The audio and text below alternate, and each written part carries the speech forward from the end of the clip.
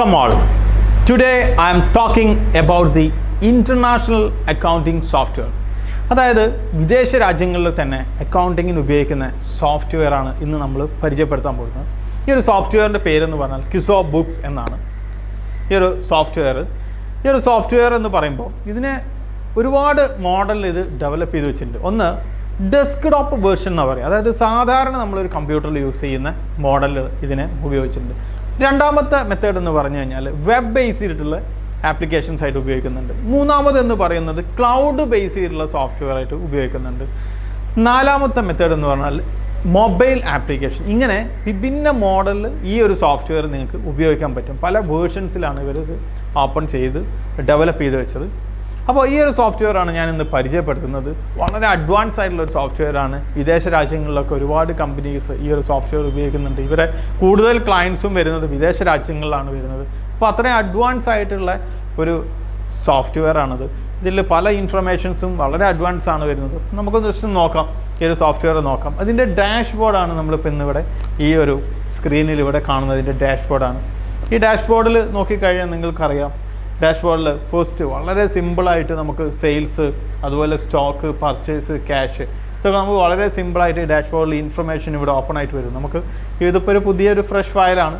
ഇനി നമുക്ക് സെയിൽസ് നടന്നിട്ടുണ്ടെങ്കിൽ ഇവിടെ ഈ സെയിൽസിൽ ഇവിടെ എന്ത് ചെയ്യും, ജസ്റ്റ് സെയിൽസ് എത്ര നടന്നിട്ടുണ്ടെന്ന് ഇവിടെ കൃത്യമായിട്ട് നമുക്ക് കാണാൻ പറ്റും.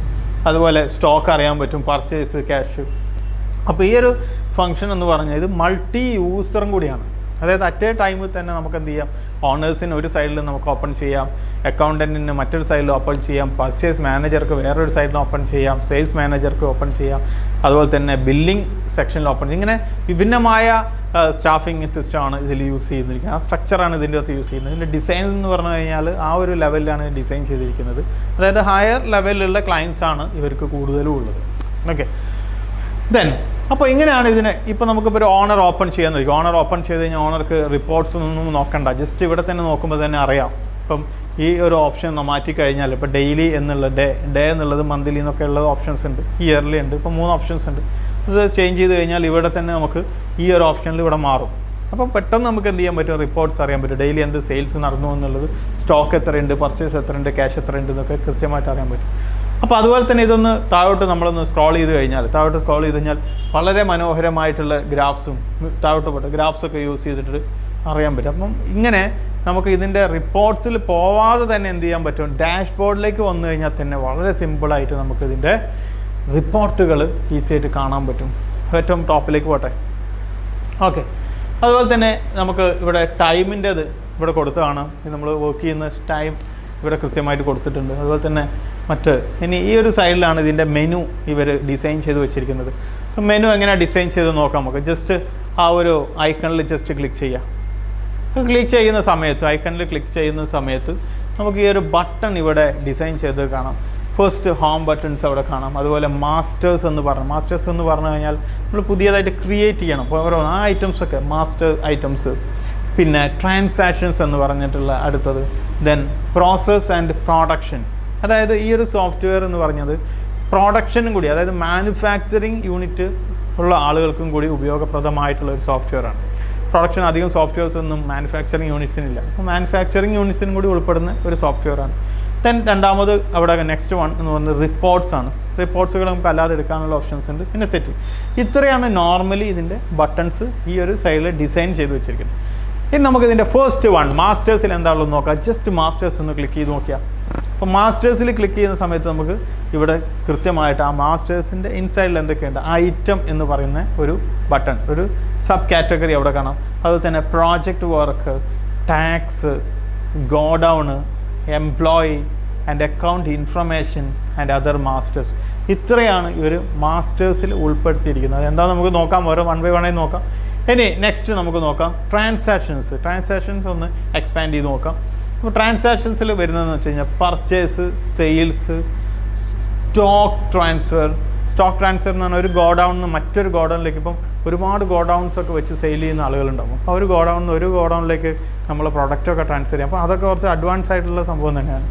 ദെൻ അക്കൗണ്ട്, അതുപോലെ തന്നെ construction work, quotation sale, RMS sales, പിന്നെ അതുപോലെ തന്നെ പ്രൊഡക്ഷൻ. ഇത്രയാണ് ഈ ഒരു ട്രാൻസാക്ഷൻസിൽ വരുന്നത്. ഇനി next one process and production. അത് സെപ്പറേറ്റ് തന്നെ കൊടുത്തിട്ടുണ്ട്. മാസ്റ്റേഴ്സ്, അതിൻ്റെ മാസ്റ്റേഴ്സ് തന്നെ വേറെ തന്നെ വരുന്നുണ്ട്. പ്രോസസ്സ്, പ്രൊഡക്ഷൻ, പാക്കിംഗ്, ഇങ്ങനെ പറഞ്ഞിട്ട് അതിൽ പാക്കിംഗ് യൂണിറ്റ്സ് എന്നൊക്കെ പറയും നമ്മൾ. അപ്പോൾ അതൊക്കെ ഈ ഒരു ഓപ്ഷനിൽ കൊടുക്കുന്നു. പിന്നെ റിപ്പോർട്ട്സിൽ നോക്കാൻ എന്തൊക്കെയാണെന്നുള്ളത്. ഇപ്പോൾ റിപ്പോർട്ട്സിൽ അവർ കൊടുത്ത options sales return, purchase, stock, account and mobile transactions. Mobile transaction എന്ന് പറഞ്ഞാൽ മോഡേൺ ആയിട്ട് വരുന്ന ഒരു ബിസിനസ് ട്രാൻസാക്ഷൻസ് ആണ്. അതായത് നമ്മളിപ്പോൾ ഒരു സ്ഥലത്ത് നിന്ന് ഒരു പർച്ചേസൊക്കെ ചെയ്തു, അത് ഏതെങ്കിലും വീട്ടിലേക്ക് പോകണമെങ്കിൽ നമുക്ക് ട്രാക്കിംഗ് സിസ്റ്റത്തിലൊക്കെ അറിയാൻ പറ്റും. അത്രയും അഡ്വാൻസ് ലെവലിലുള്ള ഒരു ടെക്നോളജി, ഒരു സിസ്റ്റമാണ്, ഒരു സിസ്റ്റമാണ് അവർ ഫോളോ ചെയ്ത് വെക്കുന്നത്. നെക്സ്റ്റ് ദെൻ സെറ്റിങ്സ് ആണ് വരുന്നത്. ഇപ്പോൾ സെറ്റിങ്സിൽ വരുന്നത് കമ്പനി പ്രൊഫൈല്, യൂസർ ഗ്രൂപ്പ്, അതുപോലെ user masters, condition master, other setting and user right set. അതായത് യൂസേഴ്സ്, ഞാൻ നേരത്തെ പറഞ്ഞു, ഒരുപാട് ആളുകൾ ഒരു അക്കൗണ്ടിങ് സോഫ്റ്റ്വെയർസ് യൂസ് ചെയ്യുന്നുണ്ട് പല ഏരിയകളിലിരുന്ന്. അതായത് പർച്ചേസിൽ, സെയിൽസിൽ, അങ്ങനെ പറഞ്ഞ് ബില്ലിംഗ് സെക്ഷനൊക്കെ ആയിട്ട്. അപ്പോൾ അത്രയും ആളുകൾക്ക് അവിടെ അതിനകത്തും യൂസേഴ്സ് വേണം. അതുപോലെ തന്നെ ആ യൂസർ റൈറ്റ്സ് വേണം. ഇപ്പോൾ പർച്ചേസിലുള്ള ആളുകൾ സെയിൽസിൻ്റെ ഭാഗത്തുള്ള വ്യൂ ചെയ്യണമെന്നില്ല. അപ്പോൾ അങ്ങനെ നമുക്ക് പ്രൊട്ടക്റ്റ് ചെയ്ത് വെക്കാൻ പറ്റും ഒരു സോഫ്റ്റ്വെയറിന്. ഏതൊക്കെയാണ് ഇപ്പോൾ ഒരു യൂസർ ഏതൊക്കെ ഭാഗങ്ങളാണ് വ്യൂ ചെയ്യേണ്ടത്, ഏതൊക്കെ ഭാഗങ്ങൾ എഡിറ്റ് ചെയ്യണം എന്നുള്ളത് കൃത്യമായിട്ട് നമുക്ക് ഡിസൈൻ ചെയ്ത് അതിൻ്റെ പെർമിഷൻ സെറ്റ് ചെയ്ത് വെക്കാൻ പറ്റും. അപ്പോൾ അതിനുള്ള ഒരു സോഫ്റ്റ്വെയറും കൂടി, ഒരു ഓപ്ഷനും കൂടി നമ്മൾ ഈ ഒരു ക്വിസോ ബുക്സ് എന്ന് പറയുന്ന ഈ ഒരു സോഫ്റ്റ്വെയറിൽ കൊടുത്തിട്ടുണ്ട്. ഓക്കെ, ഇത്രയാണ് ശരിക്കും ഈ ഒരു സോഫ്റ്റ്വെയറിന് ഒരു സിമ്പിളായിട്ട് പറയുകയാണെങ്കിൽ. ഇനി നമുക്ക് ഇതിൻ്റെ അഡ്വാൻസ് ആയിട്ടാണ് അത് നെക്സ്റ്റ് വീഡിയോസിൽ വരുന്നുണ്ട്. ഇതിന് 1 by 1 ആയിട്ട് അഡ്വാൻസ് ആയിട്ട് എങ്ങനെയാണ് ഇതിലേക്ക് പ്രോഡക്റ്റുകൾ ആഡ് ചെയ്യുന്നത്, അങ്ങനെ പറഞ്ഞിട്ടുള്ള കാര്യങ്ങളൊക്കെ നെക്സ്റ്റ് വീഡിയോയിൽ വരുന്നുണ്ട്. ഇത്രയാണ് ഇതിൻ്റെ ഒരു സിമ്പിൾ ഔട്ട്ലൈൻ എന്ന് പറയുന്നത്. ഈ ഒരു സിമ്പിളായിട്ട് പറയുകയാണെങ്കിൽ ഇത്രയാണുള്ളത്. ഓക്കെ, ഇനി നെക്സ്റ്റ് വീഡിയോ നമുക്ക് നെക്സ്റ്റ് ഡേ. ഓക്കെ.